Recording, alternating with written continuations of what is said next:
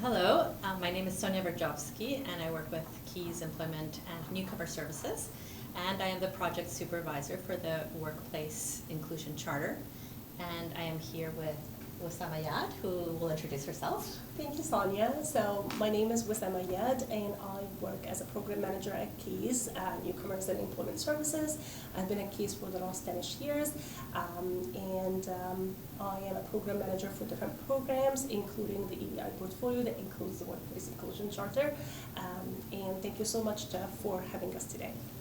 So today we want to talk to you a little bit about best practices for equity, diversity, and inclusion for businesses. And just in general, talking a little bit about how these practices can be a really good approach for any business in any location, including Kingston, of course. Wessam and I have both been working for quite a while on the Workplace Inclusion Charter, and the Workplace Inclusion Charter is actually it's a very unique project that really tries to support employers in developing their equity, diversity, and inclusion practices in the workplace, and so providing them the tools to develop all these processes and policies. So for us, it has been a very exciting project because it's a process done in conjunction with the City of Kingston. And as we've gone through this work, it's been exciting to see over 80 employers in the city join in this charter and endorse it and commit to developing an action plan to become more inclusive in their practices. So it's actually quite exciting because Wessam is the person who's really started or launched it 5 years ago or 6 years ago. Yeah. So I think it would be interesting to hear your perspective, Wessam, about when the project first started. I mean, I know there's a backstory to it, and a lot of people have participated in it throughout the time. But you were actually the supervisor when it was sort of launched out into the world in Kingston. So could you tell us a little bit about that and a little bit about what surprised you the most about how employers were approaching inclusion in Kingston? Yeah, sure. Thanks so much, actually, Sonia. I guess that just to make sure that I'm giving also the credit to people who have really contributed to the project. So the project started in 2018. It was kind of a smaller project at the time, and only to increase the awareness of employers in Kingston with the diversity that we are seeing increasing at that time, and it was an idea that was born out of the City of Kingston, actually one of their working groups at the time. It was called the Inclusive Workplaces Working Group, and they kind of initiated the idea. I wasn't necessarily part of that group, however, Keys was a part of that group, and my colleagues at the time kind of took that idea forward and started it, but it was a very small project at the time, and we actually got expanded in 2020. That's when I started to supervise the project, and that's when actually it started to be very unique in terms of being an action-oriented. I guess that's one of the unique things about the model of the Inclusion Charter, that it's both. It's actually very actionable oriented. We are trying our best to make sure that we are providing and supporting employers with tools that they can actually implement in their workplace to become more inclusive and more attractive to diverse communities. But also the model of having the inclusion coaches, the amazing inclusion coaches that we work with, who actually belong to different diverse groups of people and would put their insights into those implementation or those tools that employers might implement. So that's kind of how did it start and the uniqueness about the project. I guess what surprised me the most, of course, besides that it was COVID, because that's when actually we started to launch the project, just in time of COVID. I guess what surprised me was the two things, and they are quite interesting because they are quite the opposite. So some employers were very advanced in terms of where they are at with EDI, and they were on track. They wanted really the support. They were very open. But on the other side, we had some other employers who were in very early stages of their EDI, and they maybe didn't know how to approach that, and they felt a little bit kind of not very confident in approaching the EDI just because they didn't want to make mistakes, basically, right? So that was kind of the big surprise that we have, like, you know, a very big variety of employers in Kingston. But the good thing is that most of the employers that we have approached were very open to actually take on that journey with us. Well, it's very interesting, I think, because Kingston also has a lot of particularities. I think when the charter started, for example, what we were looking at was a population that was maybe the average age was a bit older. So the city was also thinking, okay, we better plan a bit, you know, and to see how we can support either older people who are staying in the workplace or finding newer pipelines as well, and really becoming a lot more inclusive in who we can hire. So Kingston has a lot of small businesses, right, which are sort of the backbone of, That's right. of the economy here and of the spirit of Kingston. And a lot of these businesses might be smaller, they might not have the supports or the accesses, and they suddenly have to face a very different situation where they're saying, you know, well, COVID happened, right? We can't hire people, perhaps we can look at new pipelines, but how do we approach them? What do we do? What comfort level do I have? I mean, you know, it's funny, but equity, diversity, and inclusion, I mean, it should be the simplest, easiest, most comfortable conversation, because it's all it is about, you know, being kind and inclusive to each other in the end, right? And it's sort of providing opportunities to each other so that we can all succeed and sort of have you know, equal opportunities to succeed in different ways, and ways of accommodating differences, and ways of making people feel they belong. And there's many other things we can talk about with it. But it's also, as we well know, a topic that has become very hot and very complex in, you know, even with our neighbors down south right now. And so Kingston, to me, has always seemed to be a city that's forward-looking, and that is sort of looking for ways to, you know, become more welcoming at the same time as it's changing very rapidly, right? That's always a challenge. That's always something that we need to sort of provide, you know, we need to have conversations, I guess is what it is, right? So I don't know how you see this process happening. You've been in Kingston for about 10 years, I think. Yeah. We were just talking about this. I've been in Kingston for about 4 years. Right. Or, no, 6 years. Oh, there you go. It's flown by.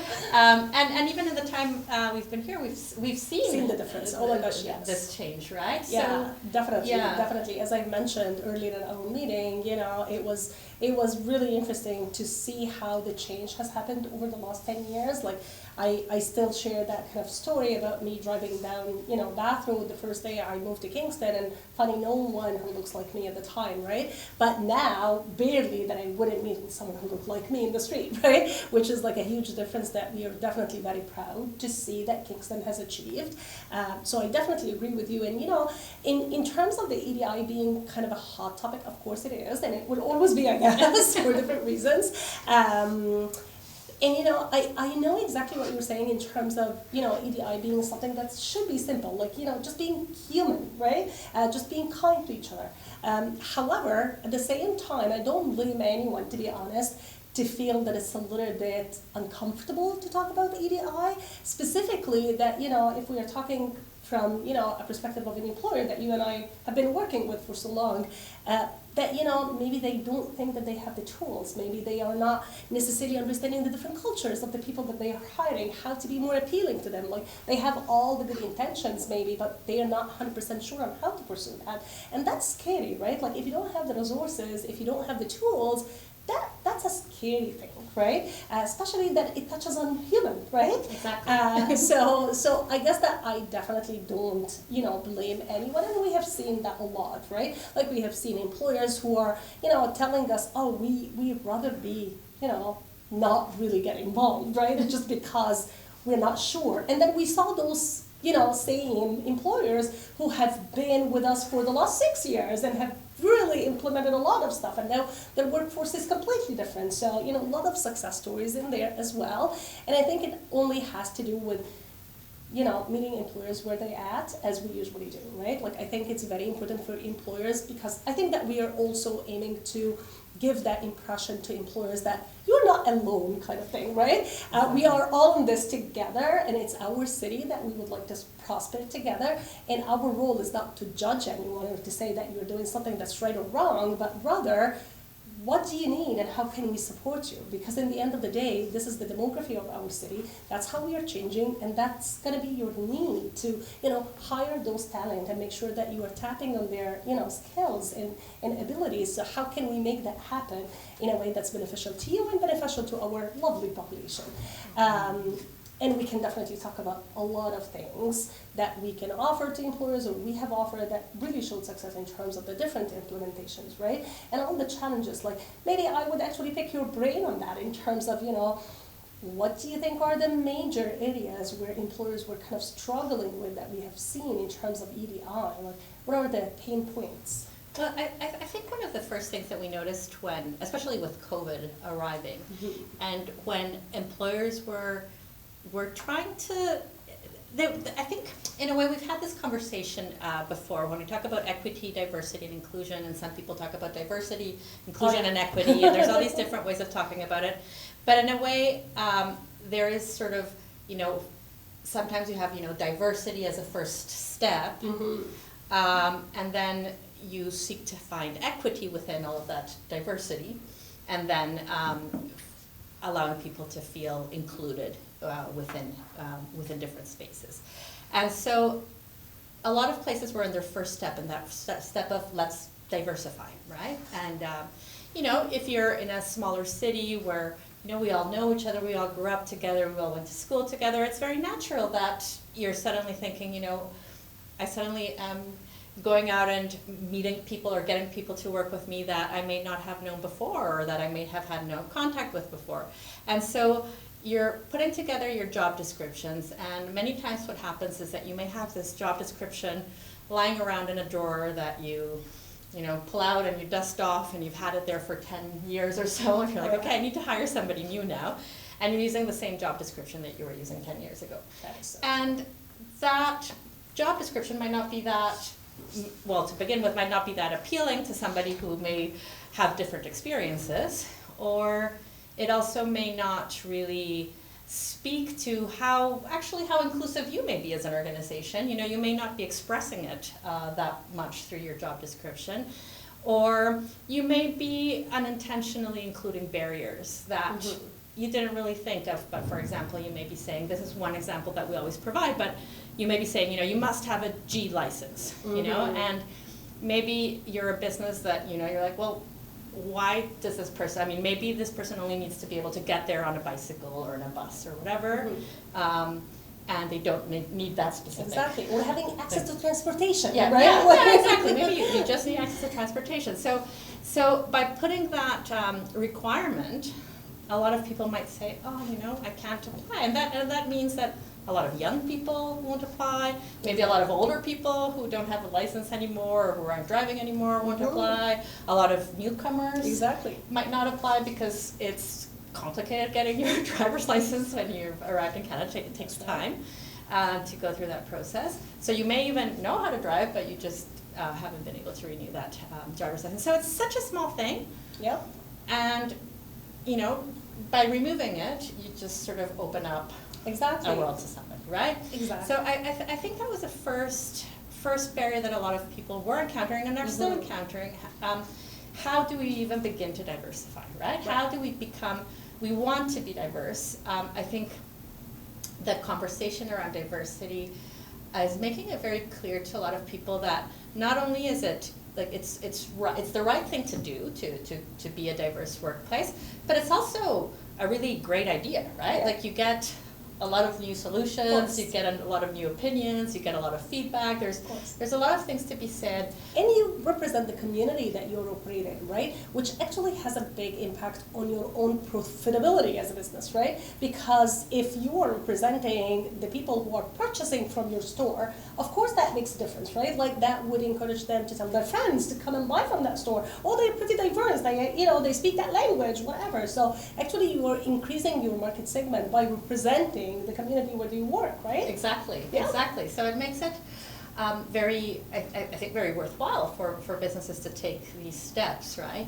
But I think for us, I mean, it's just specifically with the charter, that was it's a first step, but it's a step that it's sort of, it makes sense to make it, and Yeah. there's different organizations that can help you this, different, Yeah.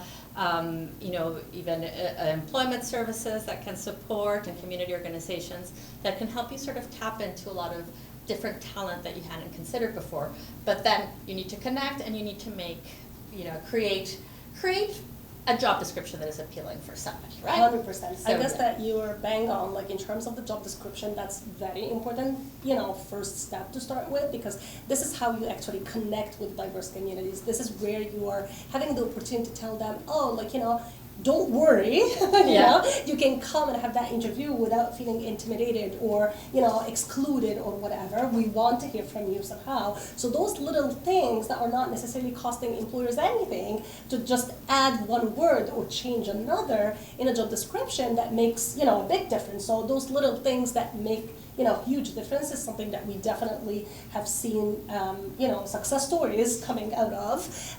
But also, I guess that we have seen that, Sonia, and correct me if I'm mistaken here, I think that many of the employers would say, yeah, but the problem is we might have people come in, but because we don't necessarily understand their culture, that actually creates problem when they are there, right? And then they don't feel that they are included, and for some reason misunderstandings happen, and they are not necessarily in harmony with the others. Like, we've seen that, right? And I guess that actually would speak into the inclusivity piece, and how can we support the employers to create a culture that's more inclusive, right? One of the things that I remember that I have myself, witnessed as both professional and on a personal level, is that people sometimes are even afraid to ask questions, which is like, ask, right? Yeah. Asking is not a problem. Actually, it's appreciated. Maybe how you actually frame your question, maybe when you ask the question is important, but those are things that you consider in all of your aspects of life, right? Like if you're asking anybody any question about anything, you consider the time that you're asking, you consider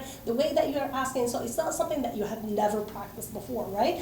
Just putting those kind of, sensitive points into mind before asking the questions, but please ask, because otherwise how we would learn about each other, like how we would know what we don't know, right? So I guess that also creating a culture for inclusivity was a very much needed thing that we have provided.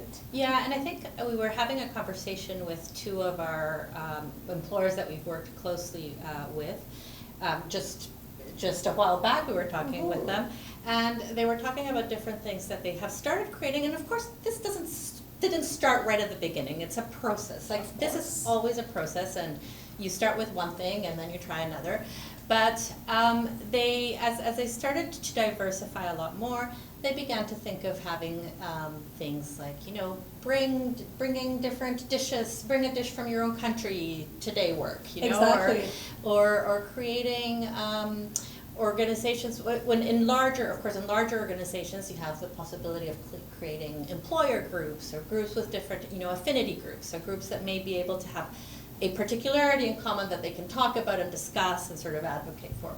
But even with a smaller organization, talking about calendars, about, what are your celebrations, and what is it that what days are important for you, and let's talk about it so that we can take this as an opportunity to learn, and also to be able to start creating these safe spaces where people can feel comfortable, right? So 100%. I don't know, I mean, safe spaces, I think, is something that we've maybe heard more about, and maybe you can talk a little bit more about what you've seen in terms of safe spaces and that, the growth of that here, or challenges to that. Yeah, that's a great point. And just before that, we would jump into the safe space.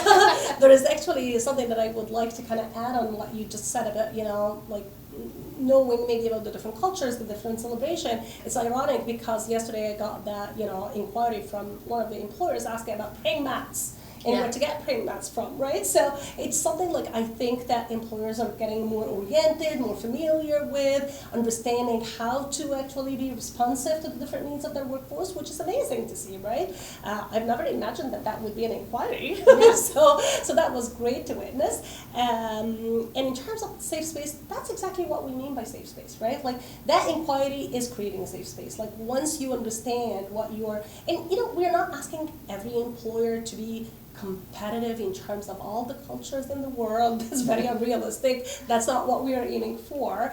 But rather, you know, to at least the workforce that you are having, that you have a better understanding of their, you know, maybe major celebrations, maybe their major kind of, you know, needs kind of thing. And that makes a whole difference and create that safe space, right? Because if I feel that I could be myself in a way in that place that I go to every day, that's where I want to continue working. That's where I want to bring, you know, all the best that I have. That's where I would be passionate to contribute to the growth of that place. So I guess that's how we kind of, you know, show that kind of inclusivity and creating safe space. We have heard from one of the amazing employers that worked with us today that they have, you know, created that space for their you know, employees throughout a diversity day where they do like a potluck and everyone would bring their own dishes from their own culture kind of thing, right? So if you can just bring those little things into your workforce, of course that would make a difference.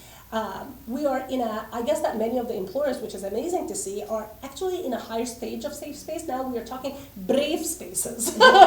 So people are, you know, getting to ask, people getting to express their needs or express their concerns because of the trust that has been built between them and their employers in the past. And now they are at that stage where they can actually, frankly, be fully themselves and ask for what they need. Yeah, and I think one of the things that would be interesting to talk about right now in terms of how something like the charter works, which is when we're talking about providing solutions or tools to employers, the particularity of the charter is that we work with an employer and we sort of say, you know, we ask the employer and we look at sort of the situation that is in their workplace and we look at what their needs are, and then we say, okay, well maybe we can help you or support you with this particular thing or with this specific thing. So for example, we can develop a tool can be looking at the job descriptions or looking at their hiring policies and saying, hey, let's like refresh them and add some more input into that.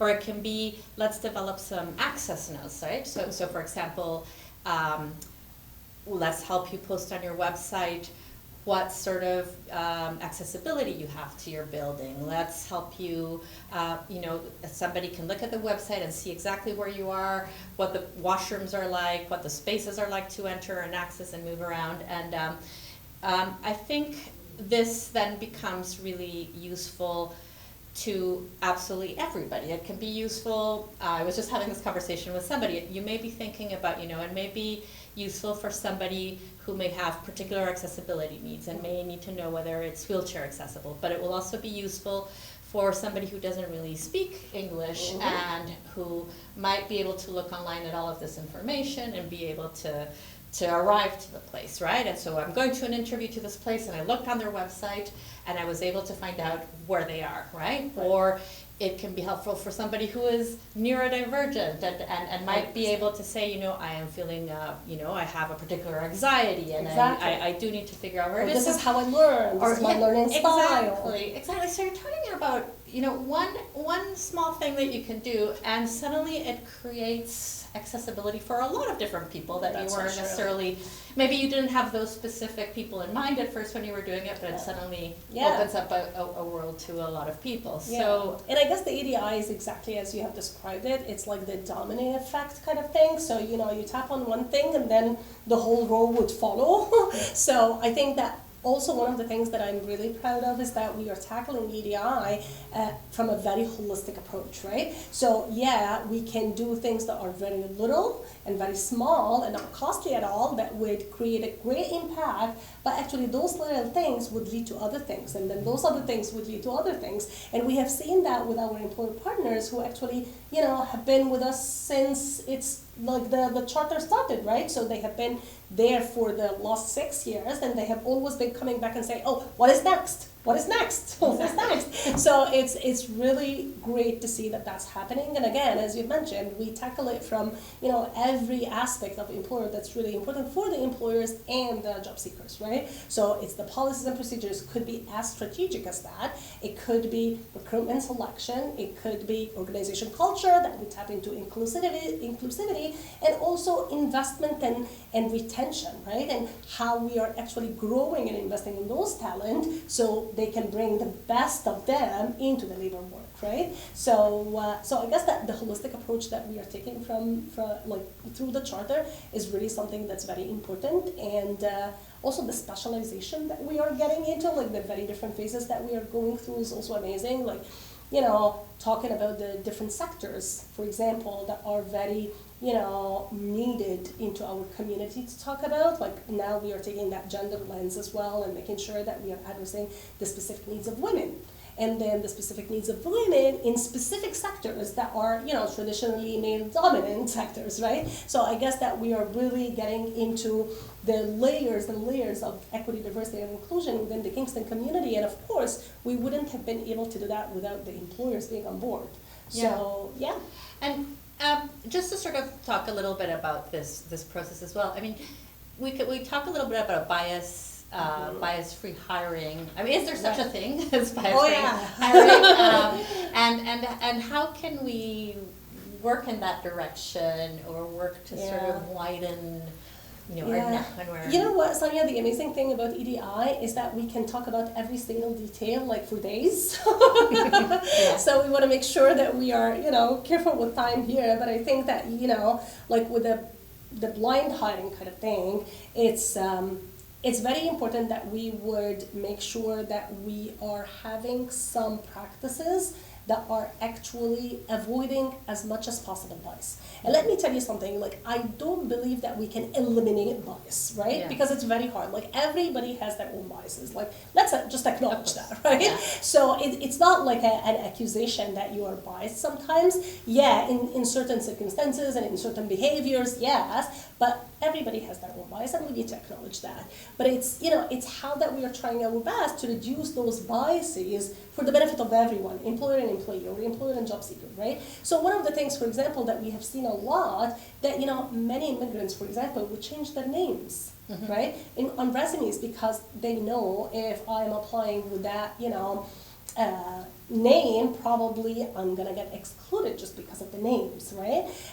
So I guess that looking at, how can we make sure that we are having a recruitment system in place that doesn't necessarily, look at the names somehow, right? How can we create that system within an organization is something that's very important. But also, like the questions that you are asking, right? Like sometimes you might want to be mindful on what kind of question you are asking, because if you keep on asking someone who's an immigrant, for example, about things in Canada in the last that were happening in the last 10 years, and they have been here only for 5 years, right? So you are basically trying to exclude them in a way, maybe unintentional, but it's happening, right? Like asking about things or connections from very old days, like that person wasn't even here, so you might need to be cautious about those kind of questions, especially in sales and marketing kind of roles. The other thing is the way that you're conducting the interviews, right? Like, are you trying to look at the interviews from different perspectives? Like, do you ever try to have, maybe a job audition instead of an interview? Because some people get just intimidated by the idea of having to be with a native English speaker if they're not, and then going through some set of questions, right? So maybe you want them to try something. Maybe they are very good at what you want them to do, but not necessarily asking theoretical questions and answering theoretical questions, right? So maybe if you give them the space to actually demonstrate their skills, that would work in their favor and yours as well, because we all know so many people might actually be very good at responding to questions, but not necessarily actually having practical skills, right? So that's also very important to put into consideration that some people are more comfortable to doing interviews in different ways, and how you can accommodate that. Yeah. So I would say that all of those goes into the, bias-free or, less bias hiring practices. So going back a little bit to the business case for EDI. So we've talked a little bit about how it really helps broaden the talent pool and have a more ample selection so that this can also support with skills, address skills shortages. Also how it really improves innovation and creativity and problem solving. It's also, for example, I mean, there are a lot of examples about inclusive design, for example, right? So, so there's the, if, for example, you don't have women on your design team when you're designing safety features in cars, I think was one of the big examples for safety. Right, belts. Yeah. And you're not taking into account the specifics of differently shaped body, then this car can become more dangerous, right? So you can have all of these features for safety systems that you're not taking into account because you're not taking into account all of this. That's very interesting. This aspect, right? That very specific example is very interesting because this is one of the, the comments that I've heard early on from a construction association actually, and the only female who was presenting in that meeting, she was talking to me and she was like, one of the big issues is that we don't have vests that actually would fit, a female body in a construction work, and that's actually like a safety hazard, right? Like we need to have PPE that's designed to actually fit with a different, body shapes. And I was like, oh, that's very interesting. Like at that time, I was like, oh, such an important thing, right? And a small thing as well. Like it's not like a huge investment. You are providing PPE anyways, you're providing, safety equipment anyways, so you just need to tailor them to fit with the different people that you are hiring, right? So yeah, definitely that's a very important thing. And in terms of the EDI business case, I guess, of course all what you said is correct. 100%. Like, obviously I am personally representing different communities, so I can definitely attest to the innovation that we bring. But I guess that also one of the very important things that we need to put into consideration, that maybe that's kind of my, my business background is speaking here, but I think as business, like when you do a business case, it all depends on, business case means what the business needs, right? So what do businesses need? And every business is not needing the same exact thing as the other business, right? So we definitely need to look at the different business needs, and that's exactly what we do through the charter, right? And in terms of like the buy-in kind of thing, if that's part of what you were asking about, I guess if we're talking about for-profit versus not-for-profit, for example, right? Versus municipalities or governments, right?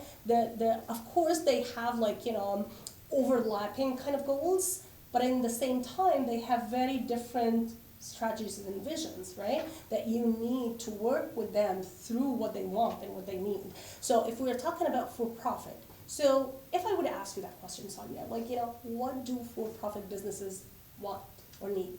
Like, it's by definition, profit, right? Yeah. So if that's what they want, again, like, imagine yourself in a community that's increasingly welcoming diverse people, right, with different cultures. How much you want to be representative of this community, how much you want to be appealing, how much you want your workforce to be able to relate to the customers and vice versa, and how that would impact your profit. Exactly. Right? So and the referral to your business, right? So if you're aiming for profit, here you go. Right? Exactly. That's one of the things that you can use to increase your profit. Exactly. Besides, of course, most of the organizations right now, specifically if we're talking about bigger organizations, right? So, now the social responsibility is something that's on the rise. It's not something that organizations, especially bigger ones, are having an option to kind of pursue versus not, because it also speaks to the customers' kind of, priorities right now. Customers are more leaning towards organizations that are having inclusive hiring practices, that are not necessarily violating human rights, that are not violating environmental rights. They are, so they need to be speaking to the client's priorities in order to secure their business and even grow their business, right? So from that economical kind of perspective, I would say it's in the best interest of businesses as well as the best interest of those who are from different communities to get together, right, for the betterment of the economy of the, of Canada. So yeah, I think beside what we know and what's kind of a rule of thumb about the innovation and the different perspective and ways to, tackle challenges, but also from a very pure financial / economical perspective, it's really beneficial both sides. Yeah, absolutely, right? There is of course, a changing workforce, and there's a changing consumer base, and we're talking about, even the fact that you can be appealing to Indigenous youth, to Gen Z, to 100%. to LGBTQ community, and so on. You're talking about a huge variety of different communities. Which is amazing. And that are just enriching everything, and exactly. it's feeding into that and feeding back into your business. 100%. So in that sense, I think maybe we could talk a little bit about the importance of measuring, of data, I guess, in all of this, because it's sort of related. Right? Because on the one hand, you're thinking, we were saying before, right? Yes, it's the right thing to do, and it's a good thing to do. Mm-hmm. But one of the challenges that we did see with a lot of our employers was that there isn't a lot of data available sometimes, or there's not data available for your particular business.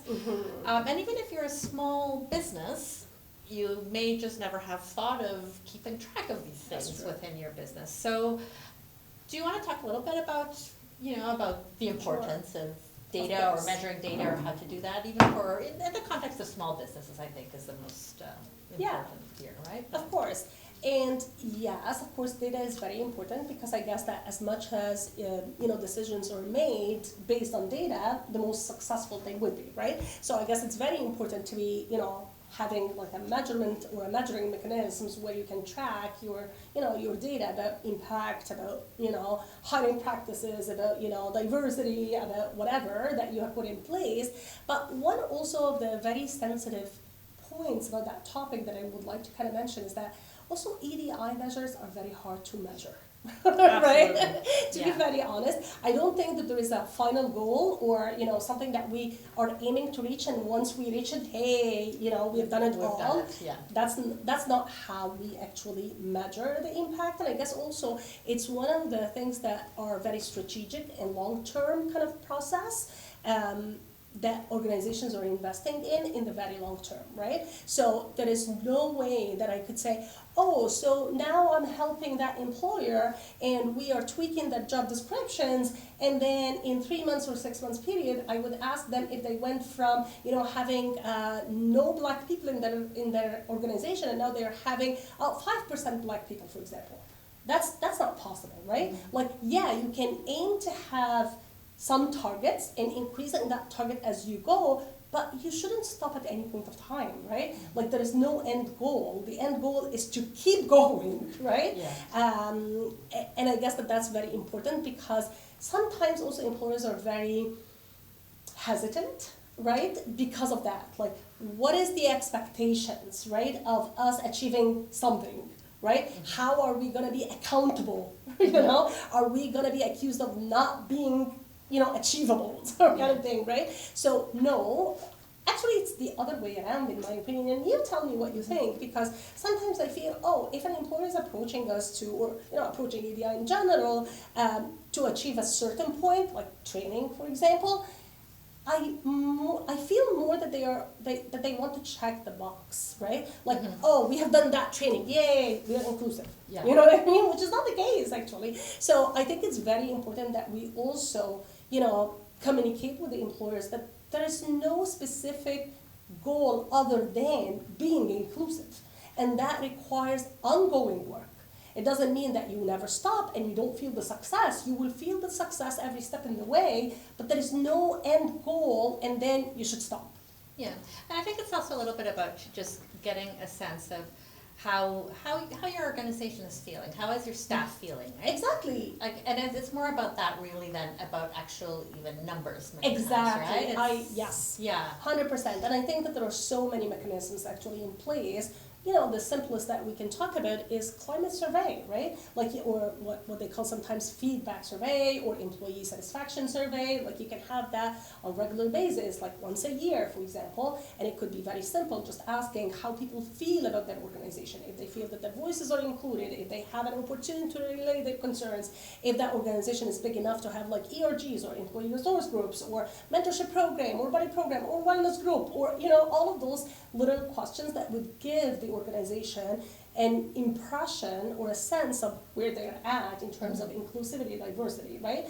And then maybe in a year period that they would see, right? So that's kind of the baseline. This is when they started to actually, conduct the survey. And this is 1 year later. Did they actually improve? Did they see the feedback and try to actually work on that feedback? And they have seen in that kind of text box, other opinion or other comments part of the survey, if you would like to, we would really like to see one group, right? Yeah. And then a year later, we do have 2 actually staff members who started to have some wellness activities. You don't need to have like a very structured with a budget wellness group the next year, but at least something that's getting towards achieving that goal, right? And then maybe by the 3rd year, you have achieved to have a structured wellness group, right? So those are the data that definitely I would encourage every single employer to track for not only to actually measure what their achievements are in terms of EDI, but the health of their organization, right? And I think also maybe the options for advancement, right? That's Oh, yeah. another one for organizations, right? Because I think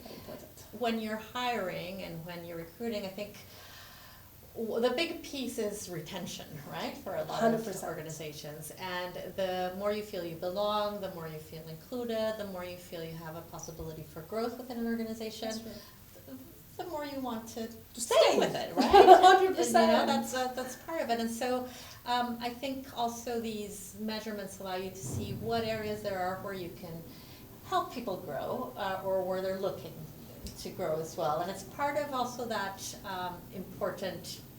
another aspect that is very important in EDI, right, is 100%. building that. 100%. And I really am very happy that you brought that up, because I guess that's like, it's very interesting how EDI works, because every element is just feeding into the other, right? So when you're talking about retention, it has to do with equity, right? And it has to do even with diversity, because when you're talking about equity in terms of how do I see myself in 5 years in that organization? Like, is there any opportunity for me to be in a leadership role, right? Versus not, because you might be very diverse, so you have, a bunch of different people, you might be inclusive and having that calendar that you were speaking about, right? But maybe there is no representation of that workforce in a leadership level, which is actually something that's, yes, it's existing, right? And I guess that now even the government is taking really good steps towards, asking organizations about the representation level in their leadership. So it's not only about your workforce, but also, as you mentioned, your leadership, because in the end of the day,